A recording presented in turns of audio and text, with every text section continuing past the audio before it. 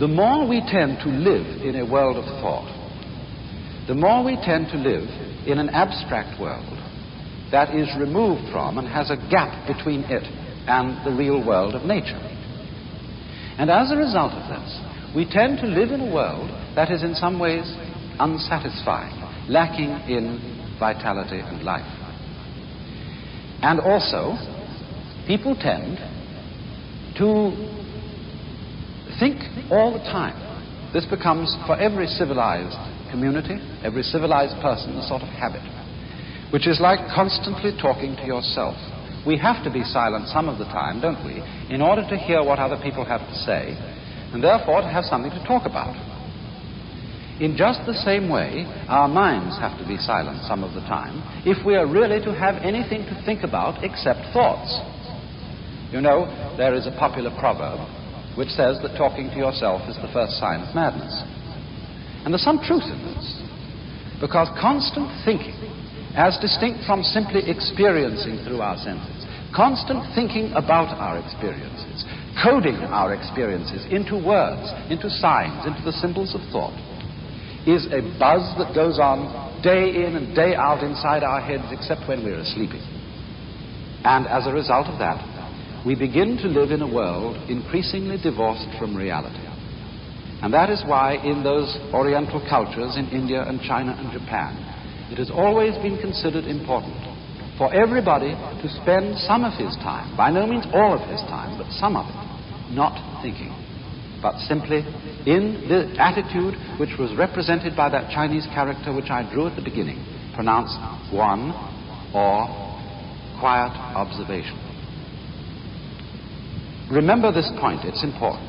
This is not saying that thinking is a disturbance, is a thing that human beings shouldn't do. On the contrary, it's a highly important acquisition of man. But thinking is of no real value to us unless we also can practice non-thinking, unless we can have our minds silent and make immediate contact with the real world as distinct from the world of pure abstraction. And so this leads to a very common practice in Asia among Hindus, among Buddhists, among Taoists, called meditation. Sitting in the posture of meditation, which is commonly used, one sits upon a firm cushion. And ordinarily, among Oriental peoples, they sit in what is called lotus posture or half lotus posture, which means that the right foot is lifted up onto the left thigh. You will find, of course, that that's an extraordinarily uncomfortable position if you're not used to it. But one of the reasons for sitting that way is that it locks your legs together so that you don't easily fall over if you should go to sleep. And also that this position gives you a sense of being very, very firmly rooted to the ground. And one then turns attention to letting oneself breathe. You don't do a breathing exercises, taking deep inhalations and exhalations. You simply let your breath come as it wants to. But you, if anything, let the out-breath, you know, the breath that goes with a sigh of relief, you let that be the emphasized breath rather than the in-breath. You don't close your eyes. You usually drop them a little on the floor in front of you. Because the object is not to cut out all the things that you might be experiencing through your eyes and through your ears, through your nose and your nerve ends on the skin. The object is simply to let one's mind alone, to experience, but not to try to catch hold of one's experience in thoughts. Simply to think. No, I wouldn't say think. That's a word we use very ambiguously. When I use the word think, I mean talk to yourself. Or bring a lot of images before your mind which have nothing to do with what's right in front of you. So the function of this exercise, this posture, is to let the whole world come to you without interfering with it in any way, just sitting like that.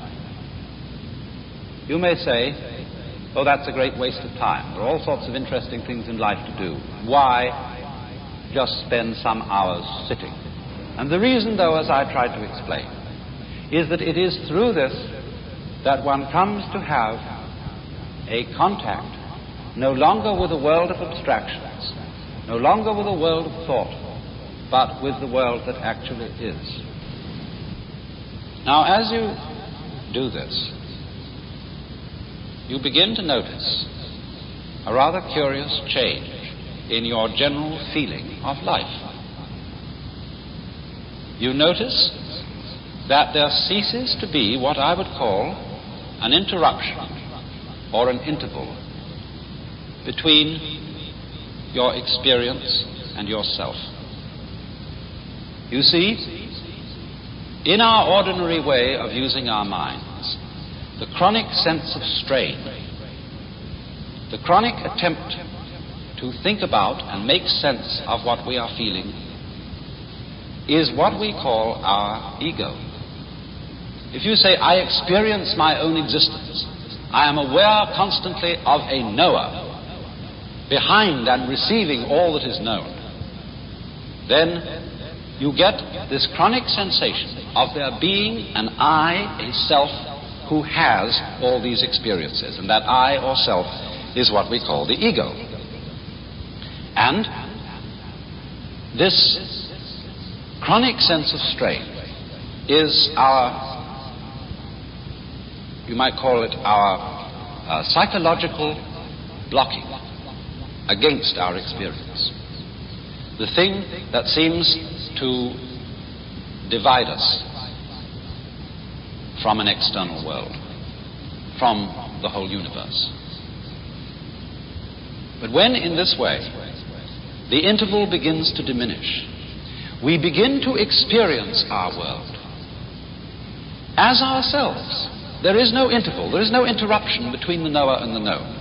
Just as when we are completely absorbed listening to music or dancing to music, we are not aware of our separation from it. We go right with it. And so, in the same way, when the mind responds instantly to what the senses bring, it seems almost as if the mind and what it experiences were one and the same. Now, in a way, of course, this is actually true. We can understand this theoretically, but we don't ordinarily really feel it. For example, you know the old saying, if a tree falls in a forest with nobody listening to it, will there be any noise? Perhaps you know the limericks in which this problem is posed.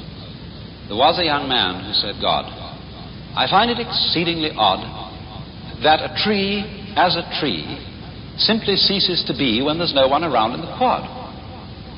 And the answer was, young man, your astonishment's odd. I'm always around in the quad, so the tree, as a tree, never ceases to be since observed by yours faithfully, God. But this is a great philosophical puzzle for the Western world. Does what we know depend on there being a knower? Now, in a way, obviously, it does. Because when a tree falls in the forest, it certainly makes vibrations in the air. But those vibrations in the air do not become noise unless they vibrate an eardrum. So, in the same way, the light from the sun does not become light unless it falls on an eye, an eyeball. And two, we could say the external world is full of hard things. But nothing is hard except in relation to the soft surface of the human skin. Nothing is heavy except in relation to human muscles.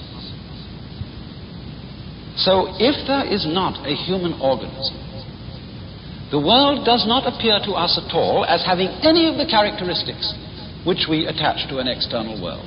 In other words, we could say, the sun is light, but only because of eyes. Rocks are hard, but only because of soft fingers. Falling rocks are noisy, but only because of sensitive human ears. We cannot form any idea at all of what the world would be like without an observing mind. Even such things as duration, the span of time, depend upon the human mind to appreciate them. Space depends on a human mind to observe the world from a particular position and so know that there are things which are distant from it. Without this mind, there could not be any world that we could think about or conceive or imagine in any way whatsoever. And so this shows in a very clear way that our mind and the external world go together. They are inseparable differences. Taking a cigar which has two distinct ends, but you cannot separate those ends. If I would want to take one of these ends off and break the thing and throw it away, it would still have another end. There would still be two ends there. I could never get rid of the situation of it having two ends. So you see that although the two ends are different, there is just one object. And so in the same way, although there is a difference in a way between the knower and the known, between man and the world, nevertheless, these two go together, and they are fundamentally inseparable. And therefore, when our consciousness is responding instantly, without any interval or interruption, without any, shall we say, stopping to think about it, then we have a situation in which we are actually realizing, we are actually feeling the true physical relationship which exists between man and his environment. And this we could call the experience of oneness or unity with the universe, which is the function of meditation. Now, I think it's not difficult to see some very obvious values in this. Because, well, if we live entirely in a world of thought, all the things that we pursue in life tend in a way to become arid and unsatisfactory because we are living in an abstract world. In other words, nobody in his senses is going to eat a menu instead of dinner. Nobody in his senses is going to try and get a satisfactory diet off dollar bills. And yet, you see, dollar bills and menus stand in the same relation, on the one hand to wealth, on the other hand to dinner, the same relation in which thought stands to reality. They represent it. They symbolize reality, but they are in no sense substitutions for it.